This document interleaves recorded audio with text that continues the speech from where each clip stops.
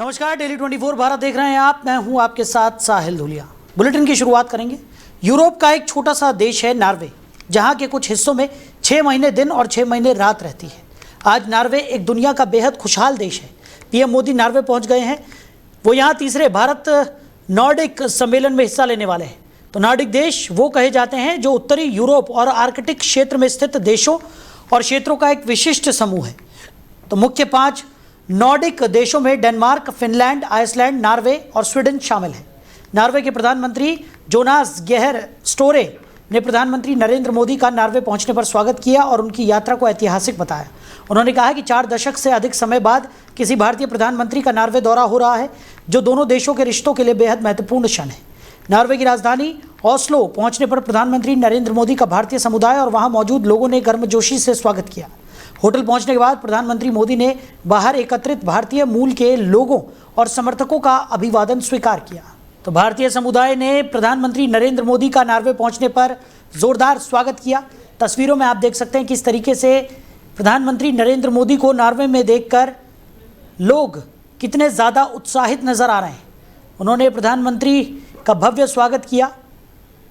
Sweden के बाद Norway प्रधानमंत्री नरेंद्र मोदी पहुंचे हैं और भारत और नॉर्वे के बीच बेहतर संबंधों के लिए इस यात्रा को बेहद महत्वपूर्ण माना जा रहा है। तो भारतीय समुदाय ने प्रधानमंत्री नरेंद्र मोदी का भव्य स्वागत किया। तस्वीरों में आप देख सकते हैं किस तरीके से प्रधानमंत्री नरेंद्र मोदी का भव्य स्वागत करते हुए भारतीय समुदाय के लोग नजर आ रहे हैं।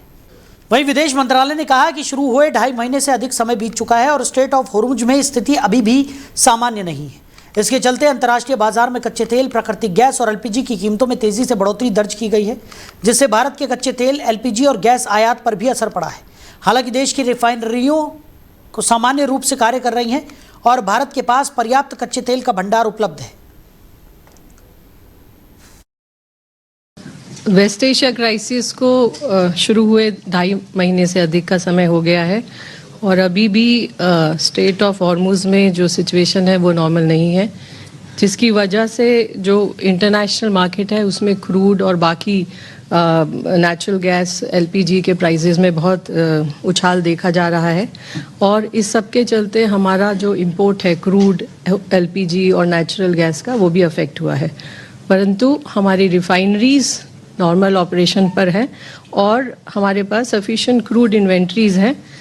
अगर प्रोडक्ट का सप्लाई देखें तो पेट्रोल, डीजल, एलपीजी और नेचुरल गैस के सफिशिएंट स्टॉक्स हैं और किसी भी एलपीजी डिस्ट्रीब्यूटरशिप पर या रिटेल आउटलेट पर ड्राई आउट नहीं है। लेकिन कई जगह पर अफवाहों के चलते पैनिक बाइंग देखी जा रही है और immediate actions are also taken to replenish the supplies at the identified retail outlets. ये भी देखा जा रहा है कि जो बल्क सेल था वो पंप सेल पर भी शिफ्ट हो रहा है।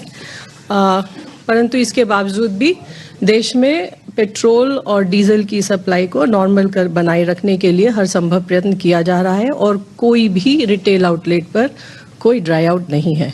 इसी तरह घरेलू कुकिंग एलपीजी गैस की सप्लाई भी इंश्योर की जा रही है। किसी डिस्ट्रीब्यूटर पर कोई ड्राई आउट नहीं है। कमर्शियल एलपीजी की सप्लाई 70% पर अभी। तो विदेश मंत्रालय की तरफ से भारत में एलपीजी, सीएनजी और पेट्रोल को लेकर ये बयान सामने आया है। उन्होंने साफ तौर पर कहा कि पर्याप्त मात्रा में इस वक्त एलपीजी, सीएनजी और पेट्रोल, डीजल की मात्रा भारत में है। किसी तरह का कोई संकट फिलहाल नहीं है। स्ट्रेट ऑफ होर्मुज के हालात अभी भी सामान्य नहीं है, जिसका असर तेल आयात पर ज़रूर पड़ा है, लेकिन भारत में अभी सभी रिफाइनरियाँ तरीके से काम भी कर रही हैं। तो उन्होंने कहा किसी तरीके का संकट फिलहाल भारत में देखने को नहीं मिल रहा है और एलपीजी, पेट्रोल और डीजल की पर्याप्त मात्रा भारत में इस वक्त मौजूद है। ऐसा विदेश मंत्रालय की तरफ से ये बयान सामने आया।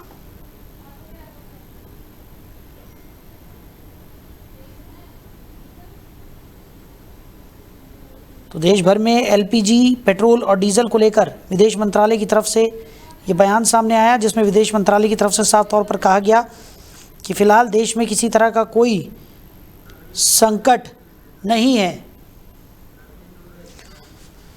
तो इसी खबर पर ज्यादा चर्चा के लिए नवीन दुबे जी, राजनीतिक विश्लेषक है, वो हमारे साथ जुड़ गए हैं। नवीन जी, बहुत स्वागत है आपका। नवीन जी, सुन पा रहे हैं आप? तो नवीन जी से हमारा संपर्क यहां पर नहीं हो पा रहा है, उनसे दोबारा जुड़ने की हम कोशिश करेंगे।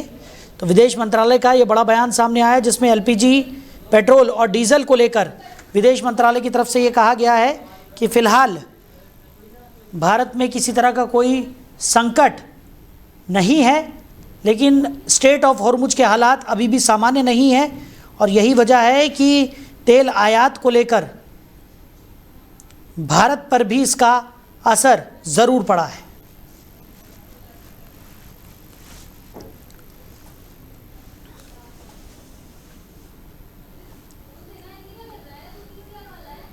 तो विदेश मंत्रालय का ये बड़ा बयान सामने आया, स्ट्रेट ऑफ हॉर्मुज के हालात अब भी सामान्य नहीं है, ऐसा विदेश मंत्रालय की तरफ से कहा गया। लेकिन उनका यह भी कहना था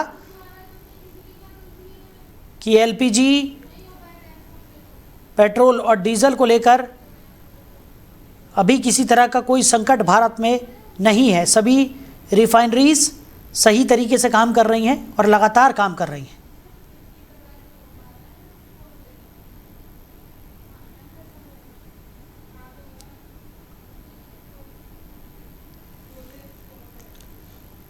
तो भारत में जिस तरीके की स्थिति इस वक्त देखने को मिल रही है, उसके मद्देनज़र विदेश मंत्रालय की तरफ से ये बेहद बड़ा बयान सामने आया है।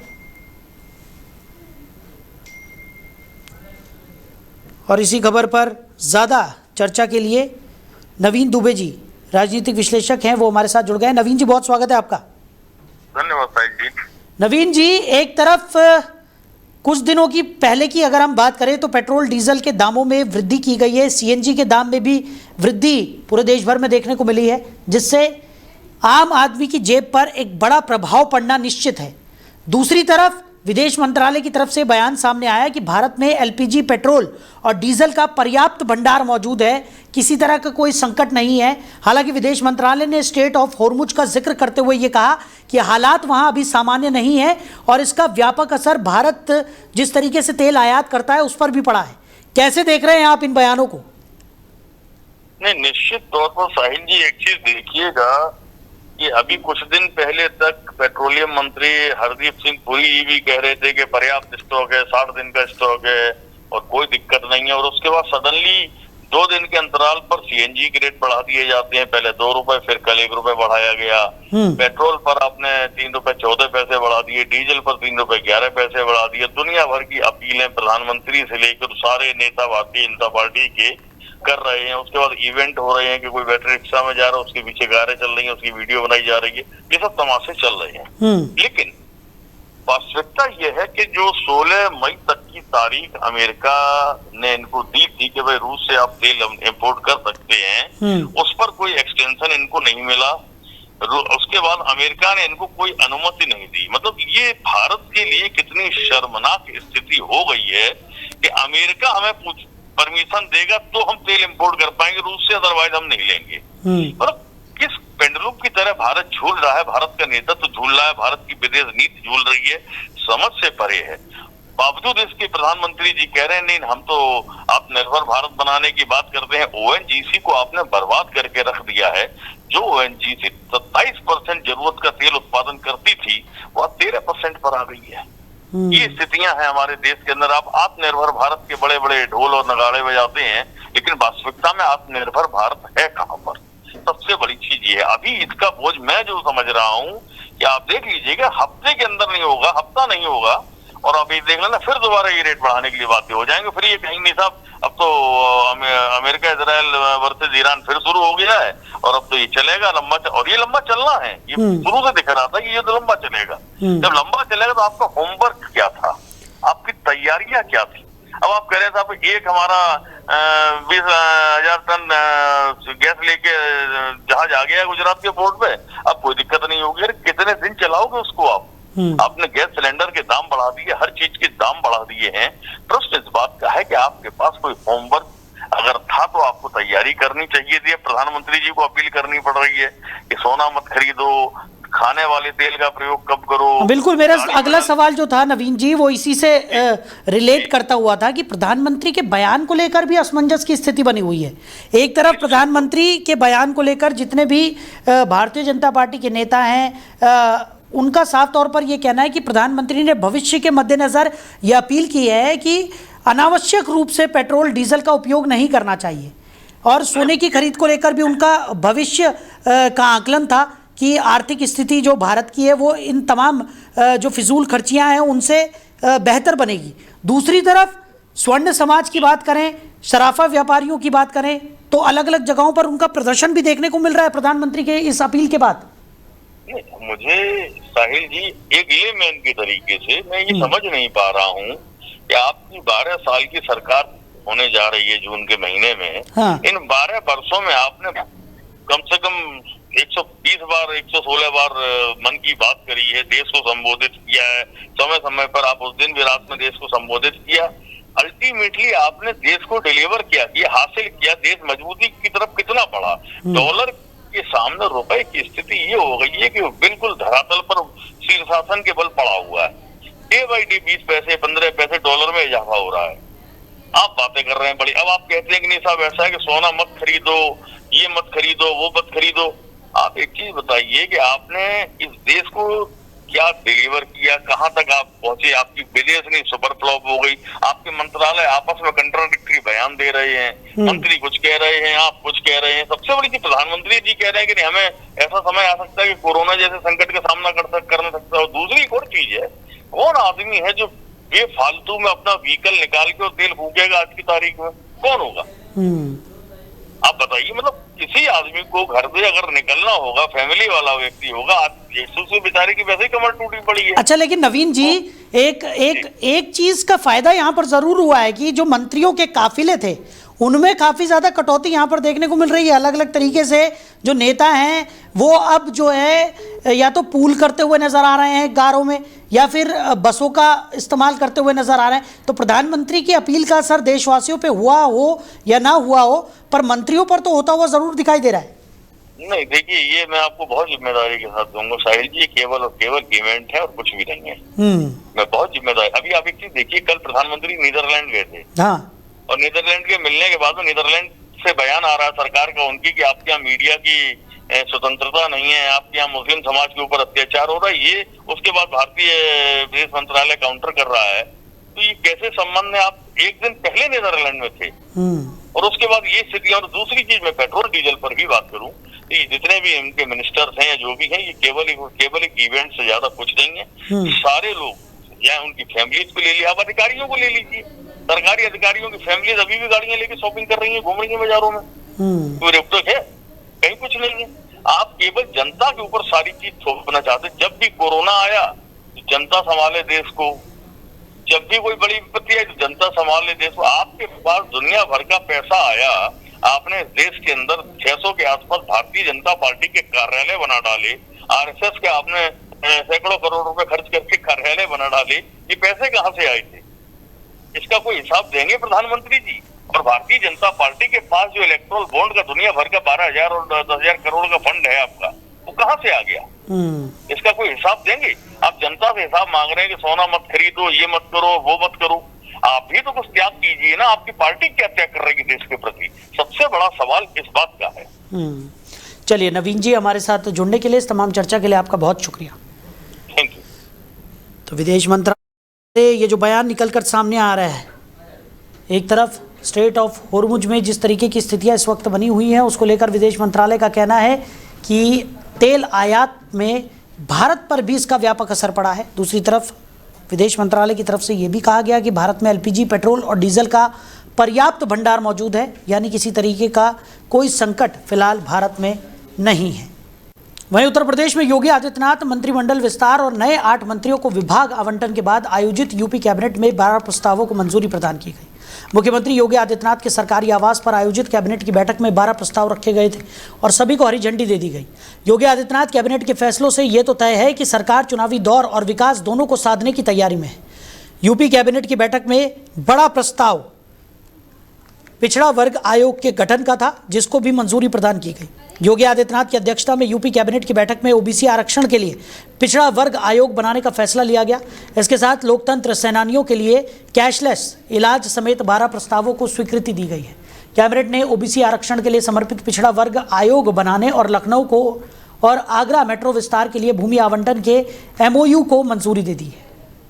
वहीं नीट पेपर लीक केस में 10वीं गिरफ्तारी हुई। सीबीआई ने महाराष्ट्र के लातूर से chemistry coaching director Shivraj Raghunath Motegaonkar को गिरफ्तार कर लिया है। अधिकारियों के अनुसार रविवार को सीबीआई की तलाशी के दौरान रघुनाथ के मोबाइल से नीट यूजी का लीक पेपर बरामद हुआ। सीबीआई के मुताबिक मोटेगांवकर संगठित गिरोह का हिस्सा है जो नीट पेपर लीक कराने और आगे फैलाने में शामिल है। उसने अन्य आरोपियों के साथ मिलकर 23 अप्रैल को ही पेपर और आंसर्स की हासिल की और कई लोगों को दी थी। सीबीआई ने 15 मई को मोटेगांवकर से उसके घर पर 8 घंटे पूछताछ की थी। मोटेगांवकर का लातूर समेत 7 जिलों में रेणुकाई केमिस्ट्री क्लासेस नाम का कोचिंग सेंटर है। रविवार को सीबीआई ने आरसीसी के मेन ऑफिस पर छापा मारकर कई डॉक्यूमेंट्स और इलेक्ट्रॉनिक सामान भी जब्त किया। रिपोर्ट्स के मुताबिक कोचिंग सेंटर का 100 करोड़ का टर्नओवर है। सीबीआई को शक है कि सेंटर में नीट कैंडिडेट्स को लीक पेपर के सवाल उपलब्ध कराए गए। साथ ही लातूर के कई डॉक्टरों ने लीक पेपर खरीदा। नीट यूजी पेपर लीक मामले में अब तक 10 आरोपियों की गिरफ्तारी हो चुकी है। इनमें से 6 महाराष्ट्र से हैं।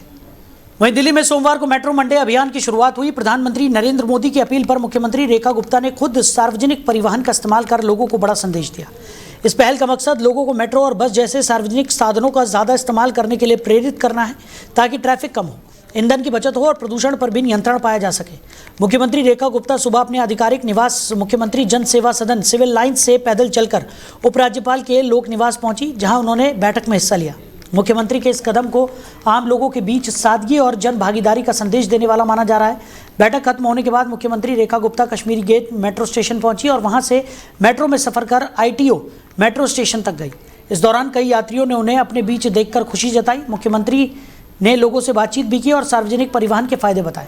आईटीओ स्टेशन पहुंचने के बाद मुख्यमंत्री ने दिल्ली सचिवालय स्थित अपने कार्यालय तक जाने के लिए फीडर बस का इस्तेमाल किया। इस दौरान दिल्ली सरकार के मंत्री प्रवेश वर्मा और रविंद्र इंद्राज भी उनके साथ मौजूद रहे। तो आज भी रुपए में गिरावट जारी है। रुपया अमेरिकी डॉलर के मुकाबले 96.35 के अब तक के सबसे निचले स्तर पर फिसल गया, जो इसके पिछले बंद भाव से 0.2% की गिरावट है। ऐसा इसलिए हुआ क्योंकि मध्य पूर्व में चल रहा संघर्ष अभी भी मार्केट के माहौल को प्रभावित कर रहा है और मार्केट में अस्थिरता पैदा कर रहा है। ताज़ा गिरावट के साथ मध्य पूर्व संकट शुरू होने के बाद से रुपए में आई कुल कमजोरी 5.5% हो गई है। पहले हफ्ते भारतीय करेंसी ने पहली बार 96 रुपये प्रति डॉलर का स्तर पार किया था। शुक्रवार को ये उस दिन के कारोबार के दौरान 96.14 के निचले स्तर तक गिरा था और अंत में 95.97 पर बंद हुआ था। रुपए की गिरावट के पीछे एक बड़ा कारण तेल की बढ़ती कीमतें हैं। आज संयुक्त अरब अमीरात में एक न्यूक्लियर पावर प्लांट पर हमले की खबरों के बाद ब्रेंट क्रूड $111 प्रति बैरल तक पहुंच गया है। वहीं कांग्रेस नेता वीडी सतीशन केरलम के 13वें मुख्यमंत्री बन गए। राज्यपाल राजेंद्र विश्वनाथ अर्लेकर ने उनके अलावा पूरी कैबिनेट यानी कि 20 मंत्रियों को शपथ दिलाई। ऐसा 64 साल के बाद हुआ। इससे पहले राज्य के तीसरे कांग्रेसी मुख्यमंत्री रहे आर शंकर ने 1962 में पूरी कैबिनेट के साथ शपथ ली थी, लेकिन 1964 में अविश्वास प्रस्ताव के बाद उनकी सरकार गिर गई थी। कार्यक्रम में राहुल और प्रियंका गांधी के अलावा पूर्व मुख्यमंत्री पी विजयन, बीजेपी नेता राजीव चंद्रशेखर समेत सभी कांग्रेस शासित राज्यों के सीएम भी कार्यक्रम में शामिल हुए। केरलम की कैबिनेट में 14 विधायकों ने पहली बार मंत्री पद की शपथ ली। कांग्रेस ने स्पीकर और डिप्टी स्पीकर पद पर भी अपने पास रखे हैं। तिरुवंचूर राधाकृष्णन को विधानसभा स्पीकर और शनिमोल उस्मान को डिप्टी स्पीकर बनाया गया है। दीपक सिंगला को ईडी ने छापेमारी के बाद गिरफ्तार कर लिया है। बता दें कि दिल्ली और गोवा में बैंक धोखाधड़ी मामले में आम आदमी पार्टी के नेता दीपक सिंगला के घर पर तलाशी ली गई थी। वहीं दिल्ली के सुभाष नगर में बाबाजी फाइनेंस ग्रुप के राम सिंह के घर पर जनता को धोखा देने और धोखाधड़ी से 180 करोड़ रुपए की हेराफेरी के मामले में तलाशी ली गई। दीपक सिंगला आम आदमी पार्टी के पूर्व विधानसभा उम्मीदवार और वरिष्ठ नेता है। उन्होंने 2020 के दिल्ली विधानसभा चुनाव में विश्वासनगर सीट से चुनाव में किस्मत आजमाई थी। दीपक सिंगला आम आदमी पार्टी में कई अहम जिम्मेदारियां निभा चुके हैं, जिनमें गोवा के आप प्रभारी और एमसीडी के सह प्रभारी के पद शामिल हैं। इसके अतिरिक्त दीपक सिंगला आम आदमी पार्टी के राजनीतिक कार्यों और संगठन विस्तार में सक्रिय रहे हैं। वो पार्टी के अंदर विभिन्न संगठनात्मक भूमिकाओं में योगदान देते रहे हैं और दिल्ली के स्थानीय राजनीतिक मुद्दों पर पार्टी का पक्ष रखते नजर आते हैं। तो आम आदमी पार्टी के नेता दीपक सिंगला की गिरफ्तारी पर पार्टी के राष्ट्रीय संयोजक अरविंद केजरीवाल ने प्रतिक्रिया दी है। उन्होंने कहा कि दीपक सिंगला को किसी क्राइम के लिए नहीं बल्कि उन्हें बीजेपी के खिलाफ बोलने और उस पार्टी में शामिल होने से इंकार करने की वजह से गिरफ्तार किया गया है। दीपक बहादुर है और देश के लिए लड़ रहे हैं। दिल्ली के सुभाष नगर में बाबाजी फाइनेंस ग्रुप के राम सिंह के घर पर जनता को धोखा देने और धोखाधड़ी से 180 करोड़ रुपए की हेराफेरी के मामले में तलाशी ली गई। दीपक सिंगला आम आदमी पार्टी के पूर्व विधानसभा उम्मीदवार और वरिष्ठ नेता है। उन्होंने 2020 के दिल्ली विधानसभा चुनाव में विश्वास नगर सीट से चुनाव में किस्मत आजमाई थी। वहीं हरियाणा सरकार के गृह विभाग ने पुलिस विभाग में बड़ा फेरबदल करते हुए 17 आईपीएस और 3 एचपीएस अधिकारियों के तबादले और नियुक्तियों के आदेश जारी कर दिए हैं। इस बड़े फेरबदल के तहत गुरुग्राम के पुलिस कमिश्नर को भी बदल दिया गया है। हरियाणा सरकार के गृह विभाग की तरफ से जारी सूची में कई अन्य वरिष्ठ अधिकारियों की जिम्मेदारियों में भी बदलाव किया गया है। सरकार की तरफ से जारी आदेशों के अनुसार वरिष्ठ आईपीएस अधिकारी सुभाष कविराज को गुरुग्राम का नया पुलिस कमिश्नर नियुक्त किया गया है। वो विकास अरोड़ा की जगह लेंगे। विकास अरोड़ा जुलाई 2024 से गुरुग्राम पुलिस कमिश्नर के पद पर रहे थे। अब उन्हें पंचकुला में एडीजीपी के पद पर पोस्टिंग दी गई है। 1999 बैच के आईपीएस अधिकारी सुभाष कविराज पहले पंचकुला के पुलिस कमिश्नर थे और साइबर तथा स्टेट क्राइम रिकॉर्ड का अतिरिक्त प्रभार भी संभाल रहे थे। इसके अलावा करनाल रेंज के अतिरिक्त पुलिस महानिदेशक एम रवि किरण का तबादला कर उन्हें स्टेट विजिलेंस और एंटी करप्शन ब्यूरो के पद पर तैनात किया गया है। वो चारू बाली की जगह पदभार संभालेंगे। Charu Bali ADGP recruit training centre RTC Bhondsi Gurugram का प्रभार संभाल रही थी और अब ADGP Bhondsi police complex Gurugram का कार्यभार संभालेंगी। वहीं गुजरात के वडोदरा में इंडिगो की फ्लाइट में बिजली गुल हो गई। विमान का ग्राउंड पावर यूनिट अचानक बंद हो जाने से यह हालात बने। इसके चलते पैसेंजर्स को अंधेरे और भारी उमस में परेशानी का सामना करना पड़ा। कुछ यात्रियों की तबीयत बिगड़ने लगी थी। एक पैसेंजर ने अपने मोबाइल में ये वीडियो रिकॉर्ड कर लिया था, जो अब वायरल हो रहा है। रविवार रात को इंडिगो की फ्लाइट नंबर 6E657 वडोदरा से दिल्ली रवाना होने की तैयारी में थी। इसी बीच 8:50 पर अचानक फ्लाइट की बिजली गुल हो गई। करीब 25 मिनट बाद बिजली की सप्लाई दोबारा शुरू हो सकी। एयरपोर्ट के अधिकारियों ने बताया कि प्लेन की जीपीयू में तकनीकी समस्या आ गई थी, इससे यह हालात बने। वहीं उत्तर प्रदेश के लखीमपुर खीरी में सुबह हुए भीषण सड़क हादसे पर प्रधानमंत्री नरेंद्र मोदी ने गहरा दुख जताया है। इस हादसे में ट्रक और वैन की आमने सामने की टक्कर में कई लोगों की मौत हो गई, जबकि 2 लोग गंभीर रूप से घायल बताए जा रहे हैं। प्रधानमंत्री मोदी ने सोशल मीडिया प्लेटफॉर्म एक्स पर पोस्ट कर कहा कि लखीमपुर खीरी में हुई दुर्घटना बेहद दुखद है। उन्होंने मृतकों के परिजनों के प्रति संवेदना व्यक्त करते हुए घायलों के जल्द स्वस्थ होने की कामना की। प्रधानमंत्री राष्ट्रीय राहत कोष से हादसे में जान गंवाने वाले लोगों के परिजनों को 2-2 लाख रुपए की अनुग्रह राशि देने की घोषणा की गई है। वहीं घायलों को 50-50 हज़ार रुपए की आर्थिक सहायता दी जाएगी। जानकारी के अनुसार लखीमपुर बहराइच हाईवे पर सुबह तेज रफ्तार ट्रक और वैन की आमने सामने की टक्कर हो गई। टक्कर इतनी भीषण थी कि कई लोगों की मौके पर ही मौत हो गई। हादसे के बाद मौके पर अफरा तफरी का माहौल बन गया। तो फिलहाल इस बुलेटिन में मेरे साथ इतना ही। आप बने रहिए और देखते रहिए डेली 24 भारत। नमस्कार।